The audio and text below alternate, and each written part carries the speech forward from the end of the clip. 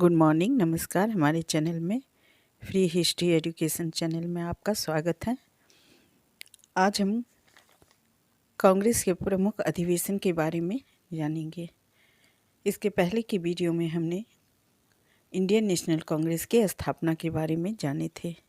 Indian national Congress की स्थापना A.O. Hume, जो कि एक रिटायर्ड सिविल सर्वेंट ऑफिसर थे, के द्वारा स्कॉटलैंड के निवासी थे, उनके द्वारा 28 दिसंबर 1885 में बम्बई में की गई। शुरू में इसका नाम इंडियन नेशनल संघ था।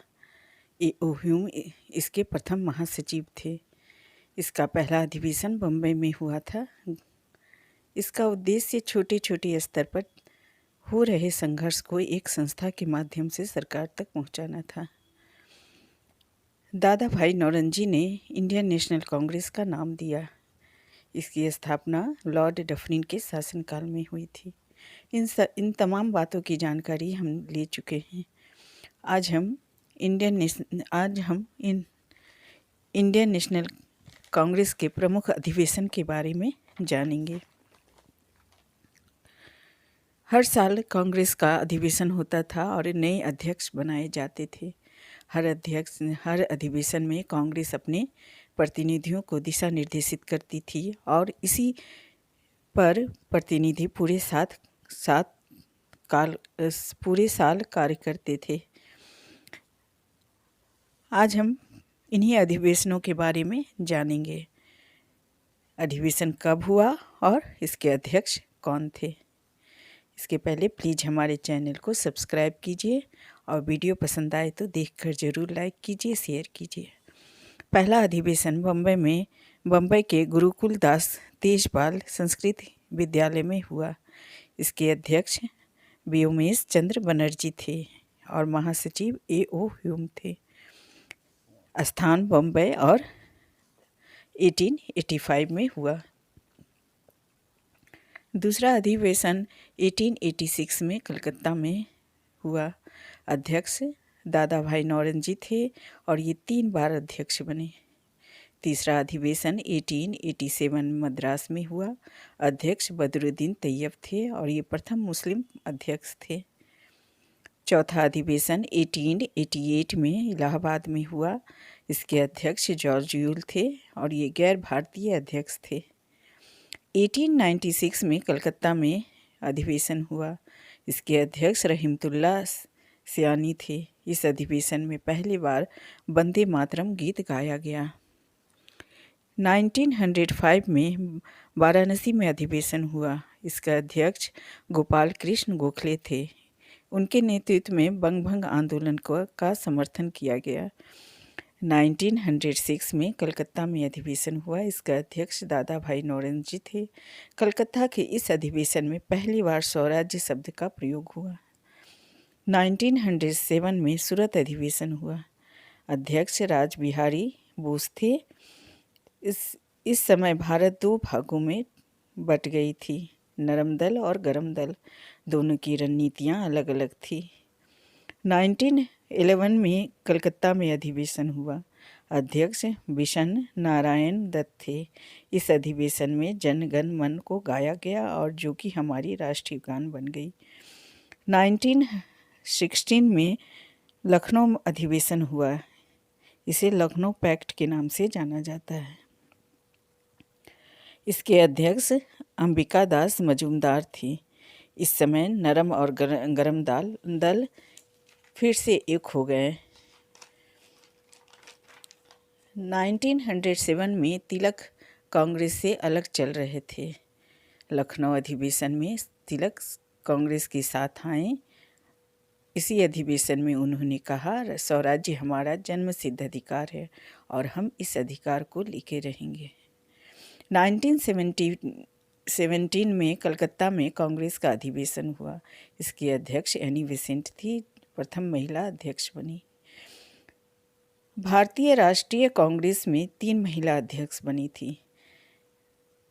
एनी बेसेंट प्रथम महिला अध्यक्ष थी जो 1970 में बनी। सरोजनी नायडू प्रथम भारतीय महिला अध्यक्ष थी 1925 में और नलिनी सेनगुप्ता 1933 में अध्यक्ष बनी। 1920 में कलकत्ता में विशेष अधिवेशन बुलाया गया जिसमें असहयोग आंदोलन को मंजूरी नहीं मिला। इसे मध्यकाल में अधिवेशन बुलाया गया था। अध्यक्ष इसके लाला लाजपत राय थे। इसका वार्षिक अधिवेशन नागपुर में बुलाया गया। इसमें असहयोग आंदोलन के प्रस्ताव को पारित कर दिया गया। इसके अध्यक्ष वीर राघवाचारी थे।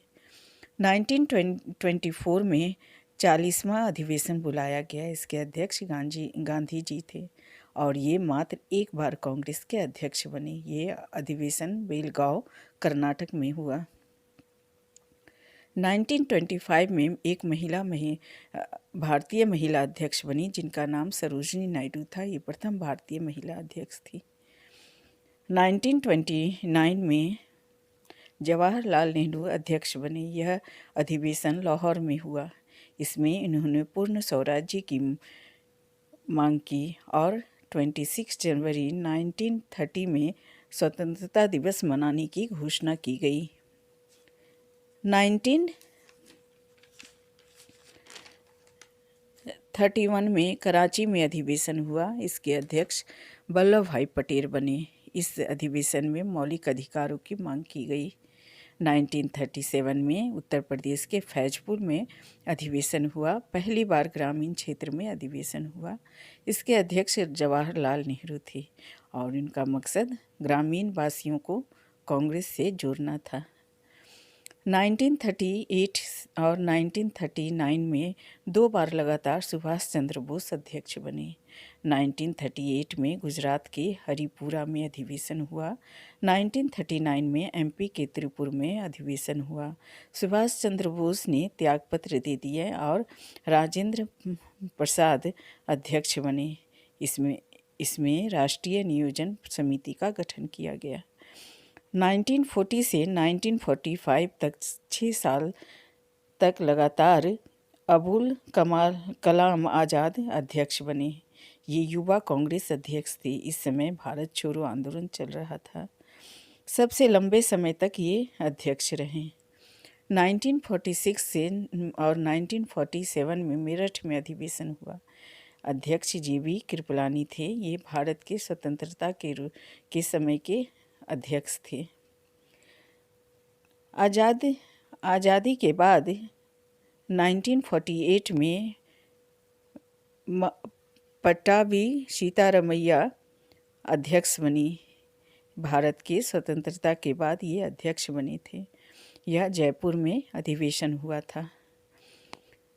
कृपलानी और पट्टाभी सीतारमैया के बीच राजेंद्र प्रसाद कुछ दिनों के लिए अध्यक्ष बने। उसके बाद भारत स्वतंत्र हुआ और स्वतंत्र भारत के प्रथम अध्यक्ष पट्टाभी सीतारमैया बने। थैंक्स। हमने आपको प्रमुख अधिवेशन के बारे में जानकारी दे दी है। उम्मीद करते हैं आप इसे अच्छी तरह समझ गए होंगे। थैंक्स। प्लीज़ हमारे चैनल को सब्सक्राइब कीजिए और वीडियो देख के पसंद आए तो ज़रूर लाइक कीजिए। थैंक्स।